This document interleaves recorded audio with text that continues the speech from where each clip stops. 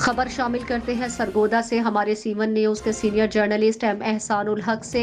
साबिका वजीर आजम पाकिस्तान इमरान खान के हुक्म से जेल भरो तहरीक को कामयाब करवाने के लिए रहनुमा पाकिस्तान तहरीक इंसाफ राना हामिद नवाज एडवोकेट उम्मीदवार सूबाई असम्बली PP 72 भेरा अपने सैकड़ों साथियों गाड़ियों समेत अजीबुशान रैली लेकर DPO चौक सरगोदा पहुंचे तो PTI कारकुनों और रहनुमाओं ने फूलों की पत्तियां निछावर की और हार।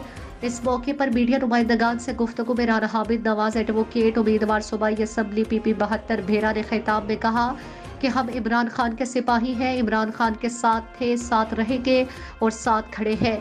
इम्पोर्टेड हुकूमत नामंजूर, हुकूमत इलेक्शन करवाए, पूरे मुल्क में जेल भरो तहरीक का आगाज कर दिया है।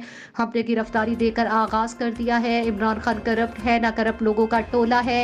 इमरान खान के खिलाफ अली बाबा 40 चोर इकट्ठे हो गए। इंशाअल्लाह इमरान खान की हुकूमत चारों सूबों में भारी अक्सरियत से जीतेंगे। हम जेलों से डरने वाले नहीं हैं। मैं राना हामिद नवाज PP 72 भेरा से पाकिस्तान तहरीक इंसाफ के टिकट के लिए MP के टिकट के लिए मैं कोशिश कर रहा हूँ। हम यहाँ पे पाकिस्तान तहरीक इंसाफ के बेशुमार कारकुनान के साथ, भेरा की आवाम के साथ और PTI के वर्कर्स और सपोर्टर्स के साथ हम यहाँ पे मौजूद हैं गिरफ्तारियाँ देने के लिए।